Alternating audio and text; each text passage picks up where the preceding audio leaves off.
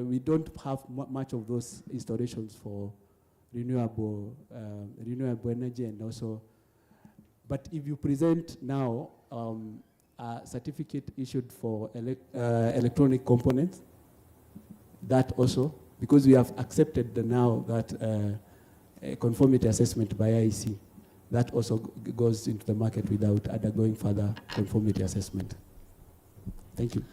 Thanks a lot, Benson. It's very encouraging to hear how far CAPS moved on in their cooperation and implementation of the IEC CA systems. And I know it was a long journey because I had the pleasure of being part of that from the very first beginning. So very well done, and thanks a lot for the feedback on that end. And thanks also to IEC Secretariat. I was also in the committee that was mandated into making that come to be implemented, and there was a lot of assistance from IEC on those documentations that are required for us to become a recognizing national standard body. And thanks to IEC and the support that we got. Thanks a lot. Then looking at the regional angle again, and Kuta, hearing about the success stories like we have them here in Kenya, what would be the opportunities for using IEC CA systems on a wider range as a foundation for regional mutual recognition agreements, and also in respect to the African Free Trade Agreement? Okay, thank you, Wolfram. Before I answer that question, maybe Benson has forgotten one thing. He didn't tell you that he's making a bit of money. So just know that there's money. I don't know how he does it, but he gets a bit of money through whatever he has explained. So just talk to him nicely. He'll explain to you how he's getting a bit of money out of that particular scheme. Okay, on as far as AFSEC is concerned, we view ICEE, or basically ICEE and probably RE as some or two of the schemes which are very important to the continent. And for mutual recognition, I think what we could do is, if the countries within the region can follow at a certain level the example of Kenya, that they are using the ICC scheme, ICEE scheme, the way Kenya is doing it, then it will be very easy to harmonize regulations. And once you have harmonized regulations, the mutual recognition part now becomes again very easy, because you have harmonized all your regulations. That means the regulations are the same. If Johnson wants to bring a breaker from South Africa, it's the same story. So he comes in Kenya, no more testing. So one way of promoting mutual recognition is actually adopting ICEE or ICRE.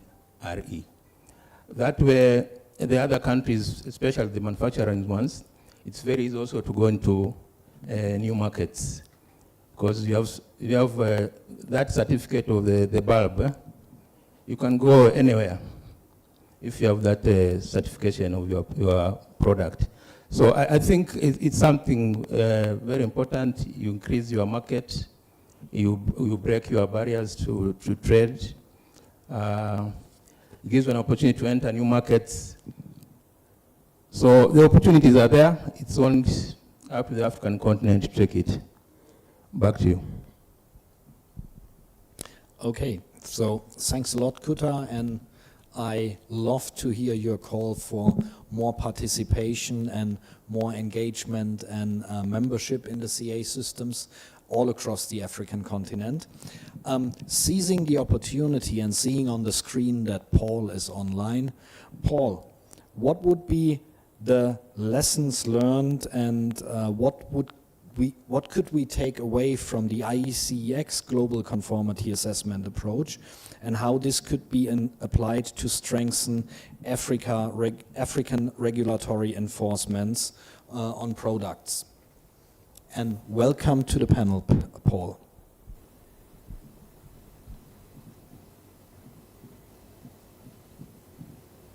Thanks, Wolfram. Can I just check to see if you can hear me this side? Yes, loud and clear. Ah, okay, that's better.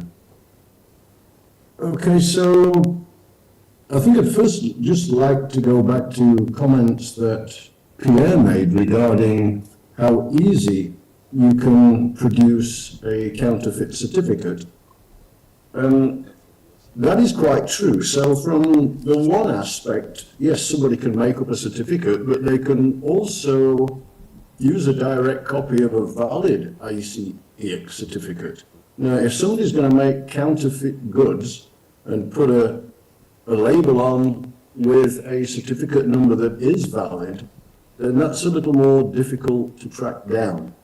And I think the only way to protect against counterfeit goods like that is to very, very carefully check the description of the goods, check the product that you have, and most importantly, where did you buy the product from? Because the certificate will tell you who the manufacturer is or who the distribution agents are. And if you're buying from anything other than that, you really need to check the authenticity and integrity of your supplier. Because if you've checked the certificate on the database and it's valid, and the product is coming from the manufacturer or the authorized distributors, then you're okay. And again, for Africa, even though not too many people are using the IEC-Ex, there's nothing to stop anyone using that system, going into the database, getting all the information, and verifying the product. And that's the best way of making sure that product imported into Africa is genuine and not duplicate. So the fact that the system is free to use for anyone in that respect is a fantastic tool to put in your toolbox to guard against fraudulent equipment coming into the country. Does that answer your question, Wolfram? Absolutely. Thanks a lot, Paul, for your contribution. And last but not least, let's hear the view of the industry with Pierre in how does the participation and the use of IEC-CA system helps a global company like Schneider Electric or any other global company to build trust with regulators and consumers, and specifically also on the continent of Africa? Thank you, Wolfram, and thank you, Paul, to have bring some compliment to my answer, but I can talk about market surveillance for hours, so I try to make a very short answer. Yes, we are using the conformity assessment system and the certification for decades in our company. I would say it's part of our strategic driver. So that means we used to claim that our products are compliant because we are Schneider, so our products are compliant. But on top of that, we can prove it. And we can prove it because we have certificate delivered by third party. So that's one of the key assets and the key added value of the certification. Based on that, it's also a very good means for us to develop the trust with our customers, of course, saying that what we are, our promise are also endorsed or verified by a third party and by a certificate. It's also a good means for us to deal with the authorities and with the regulators, explaining that we can demonstrate compliance of our product. But mainly for the customer, it's a very key point. And sometimes we are also complaining on the fact that, and that's part of the discussion today, even if we have the certificate, what we like to do is to play with the same rules as our competitors. And if we want to play with the same rules, we need a referee, market surveillance authorities. If you like to play football, for example, and one team is coming with 15 players on the ground, and there is no referee, you will have one team with 11 players and one team with 15 players. And if nobody is saying, oh, you have to remove 4 players, it's an unfair competition. And it's exactly the same thing for us. So we are using certificate to demonstrate compliance, to reinforce the trust of our customer, to reinforce the trust on the market also. It has a huge value for us, but we need also the support of the market surveillance authorities. And I would say that it's not only from the market surveillance authorities. To fight against the non-compliant product and counterfeited product is a collective game. So that means it's not only an issue for us as manufacturer, but it's also a big issue for the whole society, meaning the end customer, the distributors, the regulators, the market surveillance authorities. So we need to develop some partnership between the different stakeholders, and it's what we are doing typically not only in Europe but in some other countries with some initiative like what we call the MSSI, which is the Market Surveillance Support Initiative, where 11 different manufacturers and big players are trying to help market surveillance authorities how to make control, how to check an electrical product. We were, for example, developing a product data sheet or product safety sheet, which is a simple A4 paper, a two-face, explaining for miniature circuit breakers what do you have to check, what are the key signs of a non-compliant product, what are the key standards that are applied to the products, and what are the key clauses of that standard that make sense to check in first. So we are developing some tools to help also the market surveillance authorities, but definitely certification is a key asset for us, it's a key driver. And I would say it's also a strategic vision of our company. We rely on certification, so we need standards, and it's why we are so much involved in standardization. We need certificate, and it's why we are so much involved in certification. And typically, I'm spending half of my time within the IEC as the IEC treasurer, but I'm still quite involved in the IEC at the CAB level and so on. And why my company is paying me to spend half of my time in the IEC? It could be a good question. It's because it's a strategic tool for us to use the IEC. So that's a strategic decision of the company. I know that some of my main competitors are having the same vision. Not all of them. Some of them are saying the best conformity mark on my product is my own trademark, typically. We believe that we need to demonstrate that we are right when we are claiming that the best conformity mark is Schneider Electric on the product. Thanks a lot, Pierre. And to summarize a little bit what we heard on this second question is, it is obvious that based on the feedback of these different stakeholder groups in the panel, the IEC-CA systems are able to bring added value into the supply chain, into the market, into everything. However, you might recognize now a common theme to what we also had with the first question. Don't look in single measures in isolation. You need to have the whole bunch of things. Pierre and also Benson talked about the standards need to be there. The standards need to be ready and accepted in a country. You need to have regulations, regulatory requirements, including market surveillance. You have to have the infrastructure if you want to have safe products in the market. But all of this can be strongly supported by what the IEC-CA systems are doing, but as a concerted effort, as a bundle, to really gain a strong effect on things. Now, having talked two sets of questions about the status quo, about what's already implemented and what's already happening on the market, let's shift gears a little bit. Let's look into the future, and in particular, let's look into what we discussed yesterday also on the standardization side. Digital innovations like e-certificates, like QR codes, like blockchains. So how does this affect the current marketplace and the current situation related to conformity assessment? And let's just switch a little bit orders. Pierre, you talked quite a lot to the last question, so let's continue with you. What role can industry play in supporting digital solutions, just like blockchain-based traceability or consumer apps, to find counterfeit products? Maybe just to elaborate a little bit more on market surveillance, and then I will come back, of course, on the digital aspect. Your favorite subject. But that's linked, you will see. For us, I believe that if we want a strong market surveillance, it stands on 3 pillars. The first one is the authority. And as a manufacturer, we don't have the authority to check the market. So that definitely belongs to the market surveillance authority. Then we have the resources, human and financial resources. And there is a general lack of resources in market surveillance authorities. It's true everywhere in the world. And the last one is the skills.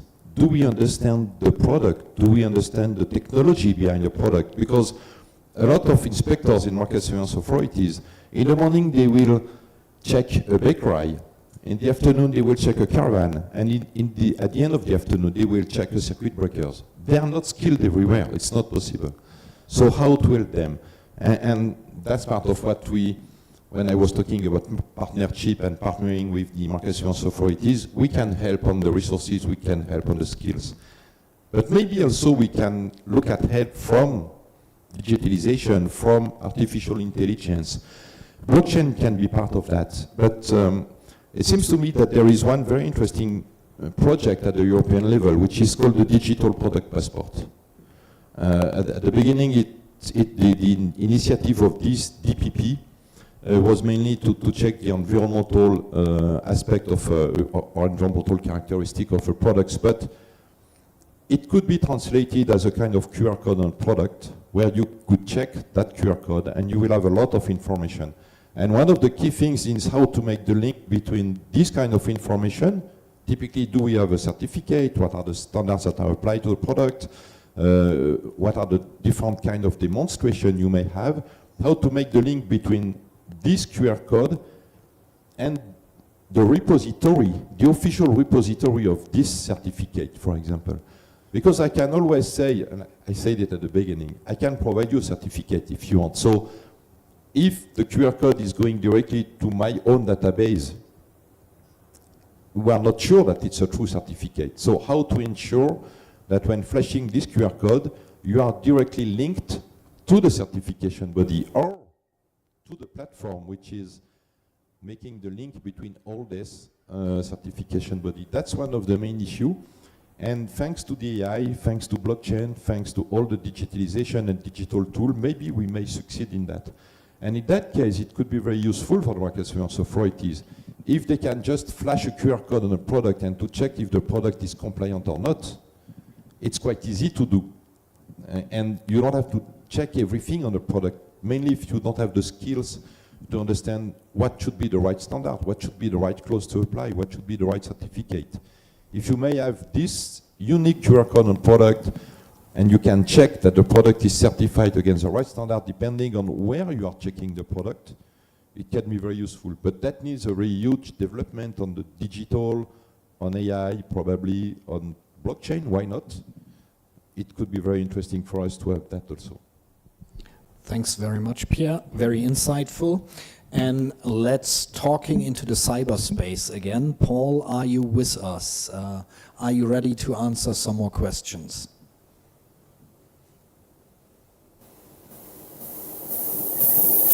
Yes, I'm.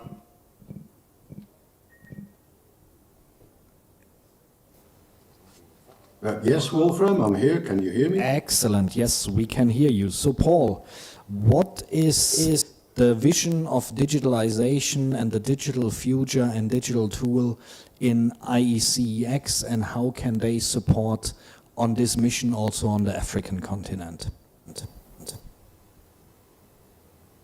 Yes, I think in terms of digitalization, Iec-X has not made much progress given the technologies available today. But what is useful, of course, is the fact that pretty much the entire Iec-X system is available online. So you could call that a digital tool, from the certification database right through to every rule, every operating document, operational document, every type of thing that we follow within ICX is freely available, so everybody can access the internet and find out what we do, how we do it, the people that are involved, details and all the test labs around the world, the certification bodies. So everything is there and it's very transparent. In terms of digitalization, there have been many attempts to reduce testing requirements by using digital twin models, which of course is great because you can take a digital model of a product and a digital model is always going to pass digital tests. The physical testing becomes very important where the manufacturing process starts to slip somewhere and all of a sudden the product does not match exactly what the model is supposed to be. So I don't think we'll ever move away from physical testing of a product because, as I said, the digital twin, the model will always be perfect. I think that's about all I can say. Thanks a lot, Paul. Quite insightful. And to give our host organization the chance to have the last word of this panel question series, we go to Khuta first. So, how can Iec-Afrc promote the adoption of digital tools across Africa, and how this could strengthen the cooperation between regulators, customers, and market surveillance authorities on the continent? Okay, thank you, Wolfram. I think for Iec-Afrc, when we come to, as you know, we are quite a young organization, but when we come to looking to the future in terms of digitalization, the vision is that we need, especially with the continental free trade area, we need a lot of information sharing. And you cannot have information sharing without a lot of digitalization. So to me, it's an opportunity. It's both a challenge and an opportunity because you can see the size of the continent. So we need a platform, establish a platform, especially for electrotechnical products, where people can actually access either within particular borders or across borders, so that whatever is tested, let's say in Egypt, that information can be uploaded. If it's a locally manufactured good or if it's coming from outside, it can be on a platform where all the NSBs or whoever is a stakeholder in electrotechnology can actually, by a simple search, get that information. I can go as far as maybe an SMS for the people who don't have smartphones. If we can have a platform where somebody can actually send an SMS of a serial number or something similar and get feedback that this is actually a genuine product and it's possible to use it. So it's an opportunity for information sharing, especially with the CFTA. And again, we'll need a lot of capacity buildings across borders, especially for customers, the customs authorities, regulators. So the vision is quite big, but one step at a time. I think Pierre has said it's a challenging scenario because it's not a small project. But if you have maybe a regional platform, let's say Southern Africa has a platform where they are sharing all this information. You come Eastern, they have a common platform, Western the same. It's very easy then to link all these platforms so that then we cut down on the substandard and counterfeit products. So capacity building will be required on the digital platform and information sharing. Of course, if you have such a wide array of data on a digital platform, then you have challenges of cyber security. So that, again, offers an opportunity because then you have to protect that amount of data. You can imagine if everybody in each country in the continent started manufacturing and all this data is going to one place.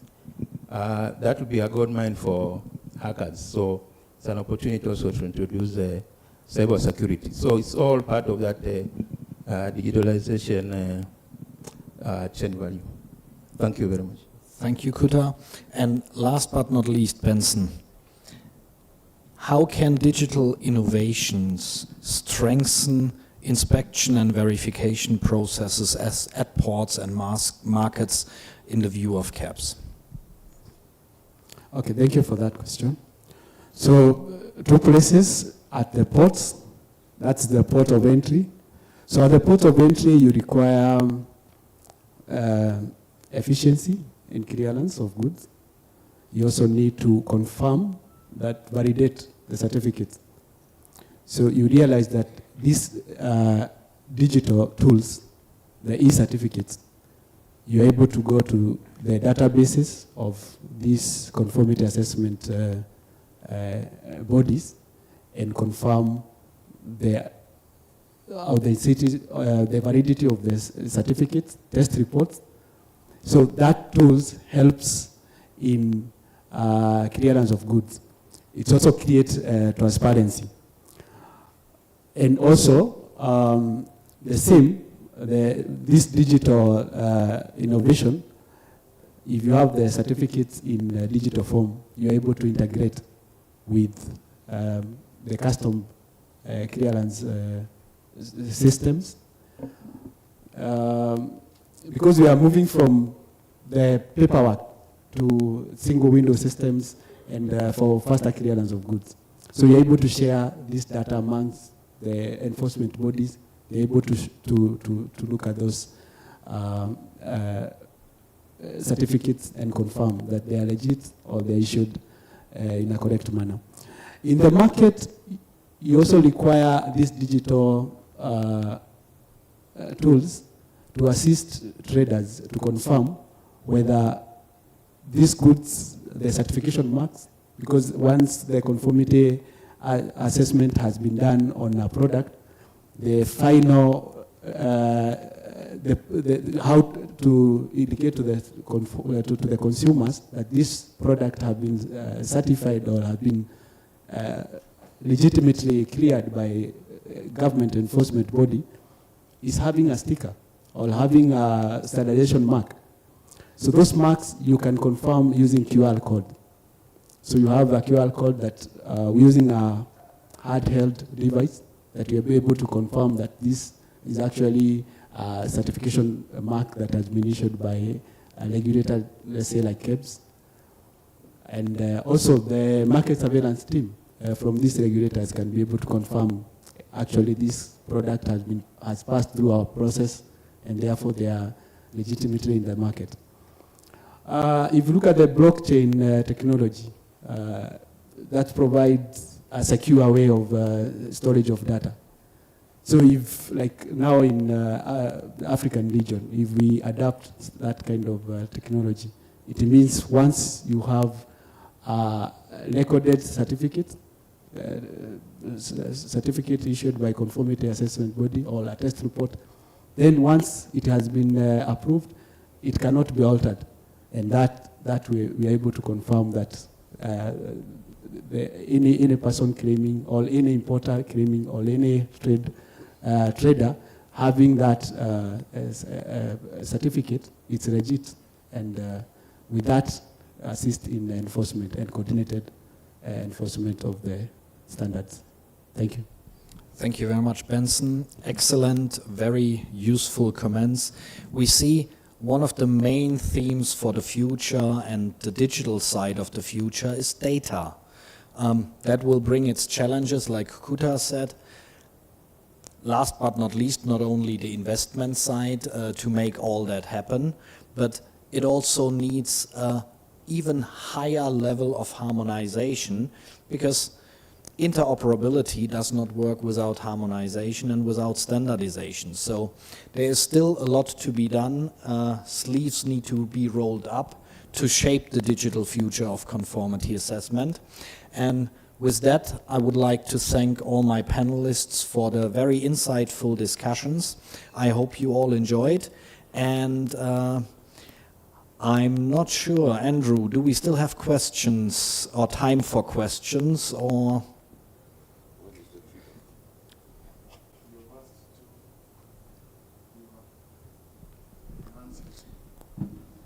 I can answer both the questions. We have questions, but we don't have time for questions. But it will be very unfair to listen in and you don't contribute to this important agenda. So I'll seek your indulgence in redefining how we are moving to the next session. You should be taking a break. How many questions do I see from the floor? North Pole? No. South Pole. If you had asked a question in the morning, can you rescind your position so that we take the 3 really quickly? Yeah, I'll allow that. I'll extend this, and then if we can just take them really quickly, all the 3. And as the mic is coming to you, or there is another one this side. You'll use my mic and I'm the first one to arrive. There's another question. Where? Guys, okay, let's start with this one. Thank you so much, moderator. Thank you also the panelists. It was very insightful and interesting. Mine is not a question. I wanted also to add on what African Union Commission is doing in the area of technical regulations. In fact, AUC, in cooperation with partners and the Iec-Afrc 10Th, has developed an African continental regulatory framework. It has been already adopted in May last year.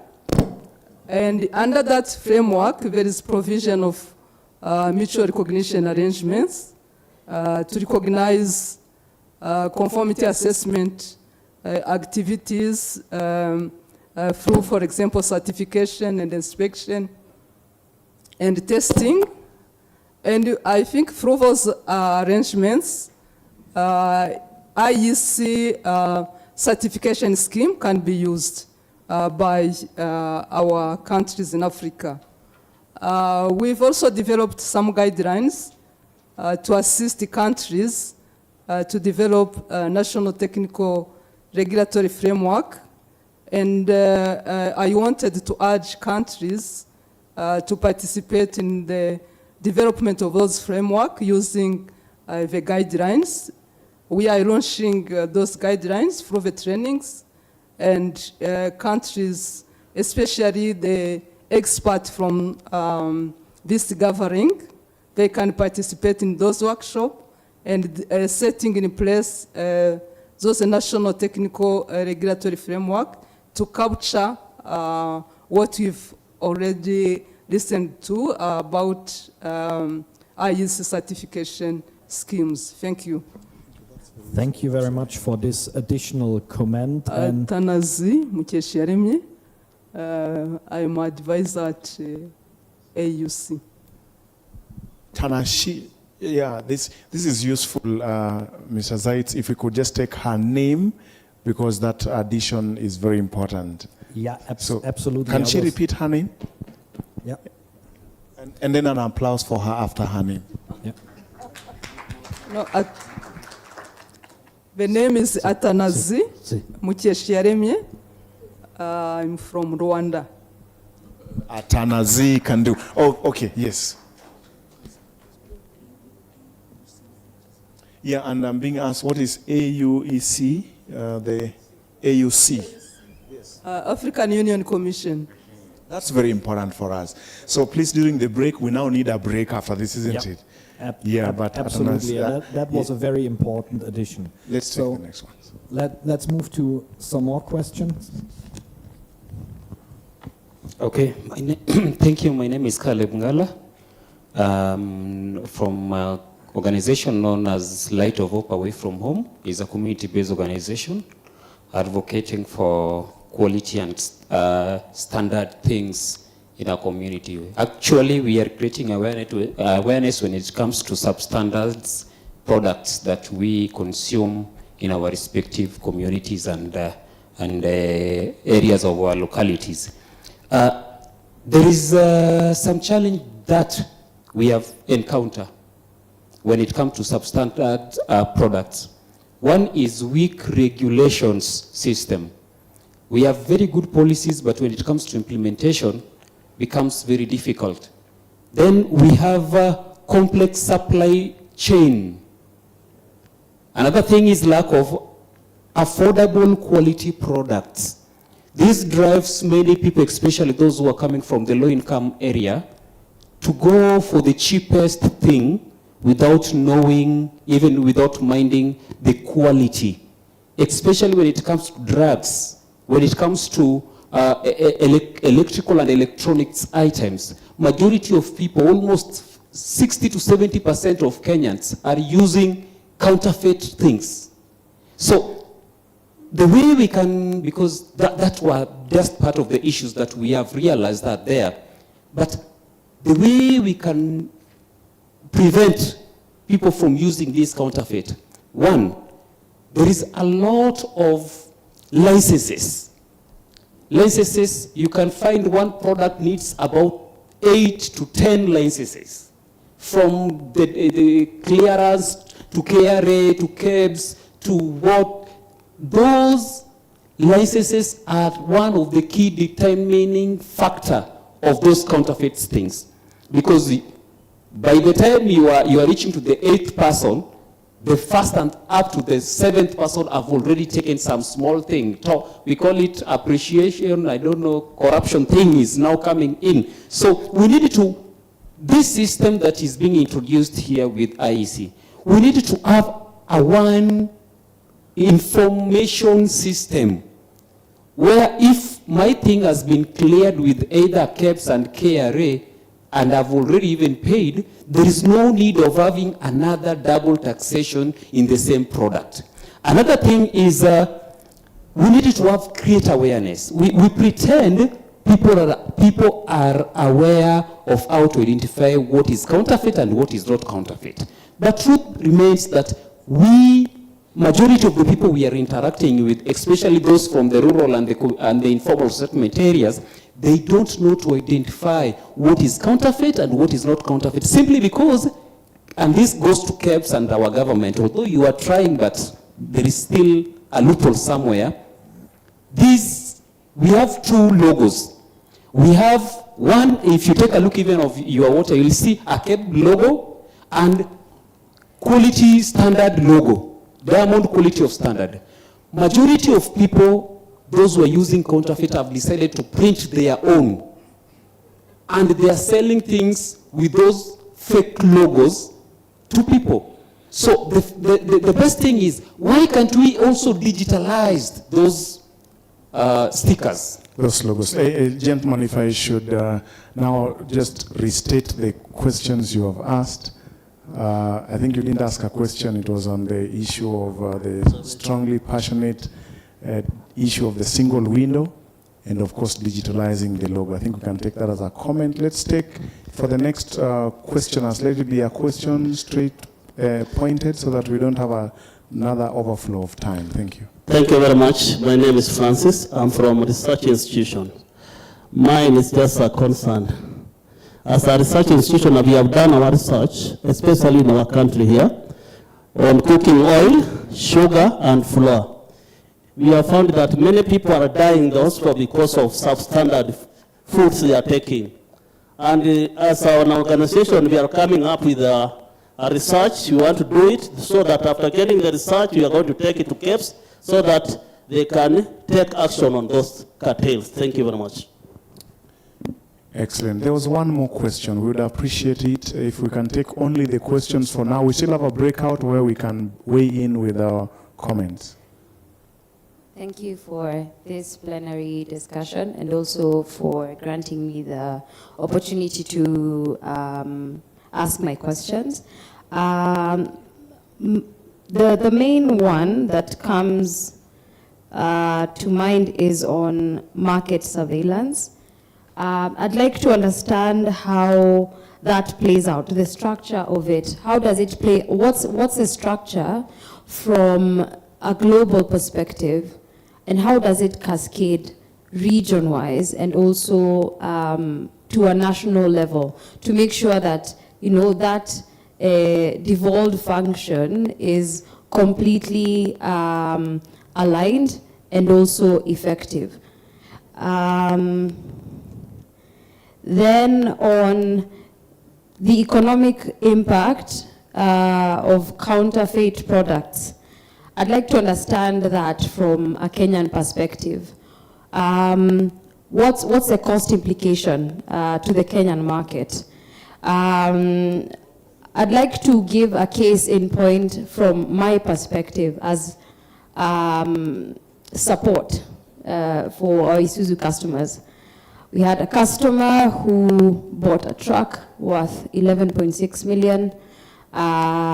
Because of the mass infiltration of counterfeit parts, customer went, bought the part, had it fitted in her truck.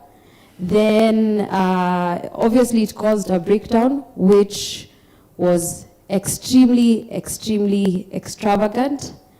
And you know, that's just one isolated case. So for the majority of our time, we spend a lot of time firefighting instead of us joining and bandwagoning and, you know, having collective effort to counter this menace that we have.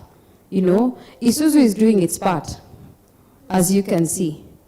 We are doing our part, but it almost feels like we are working in silos. Isuzu is doing their part. My good friend here is also doing his part in his, you know, community-based organization. But why? Why can't we find a forum where we can all join our heads together and counter this together as a collective? Because Isuzu has invested quite a bit. This year, the cabinet secretary was in Lukenya launching our multi-billion-dollar facility warehouse that will make sure that Isuzu quality assurance cascades even down to mashinani. But we are working backwards because the regulations are not there to make sure that this investment is secured for now and even for the future. So I'll really appreciate your comments on those concerns. Thank you very much. Okay, quite two comments. Let's take the last one.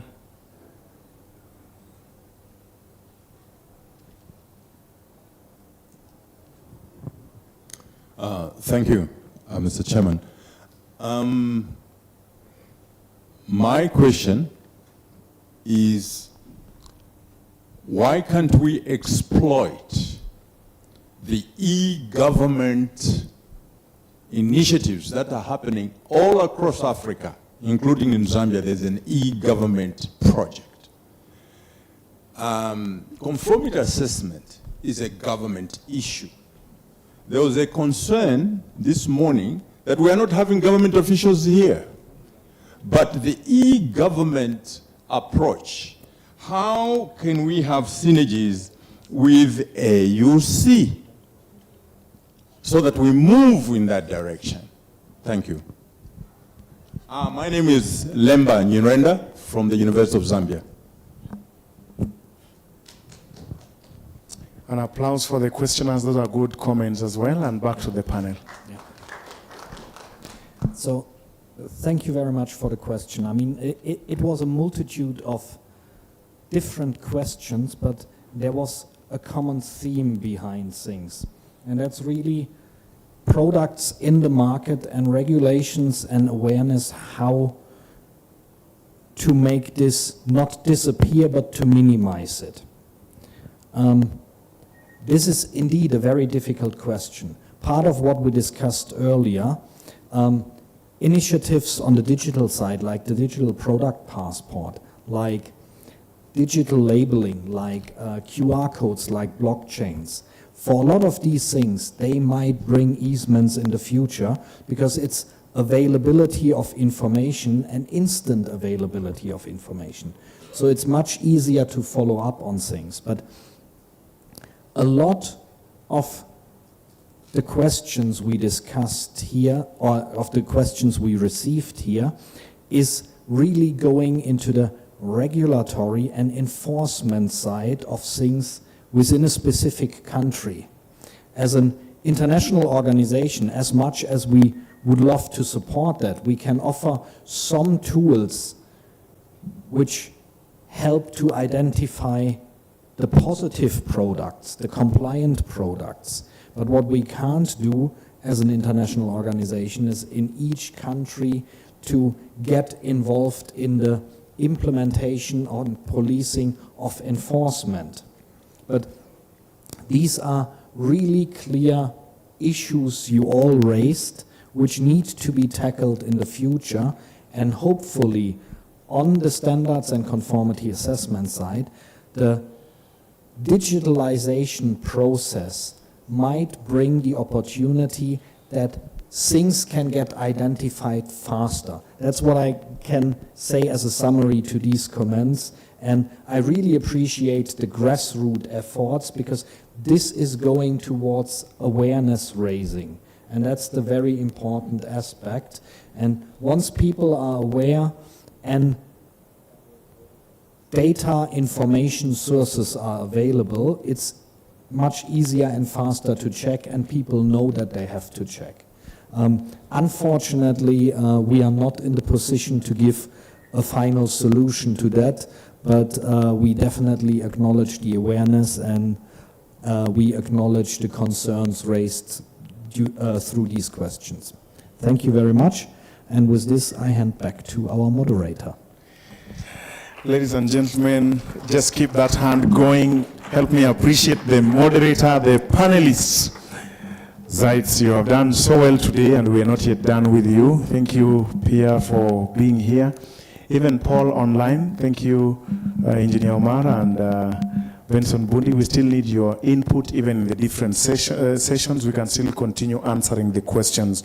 They have done exceptionally well. Don't you agree, or do you agree, or do you agree?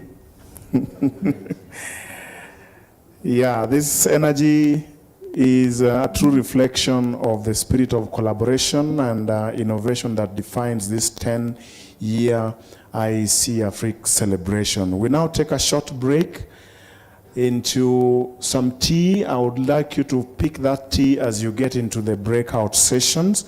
Yeah, it's a great opportunity now to stretch, get a number of someone who can answer your question personally, someone you can collaborate with beyond right now. Network, exchange a few reflections before we move to the hands-on sessions. But just before you go, I could let me indulge your attention in what's happening immediately after the coffee break. In fact, you will take the coffee break as we move to the next session, because we've overflown into time. So we'll proceed into our interactive workshops, where today's ideas will take practical shape. Take note of the session venues and the topics.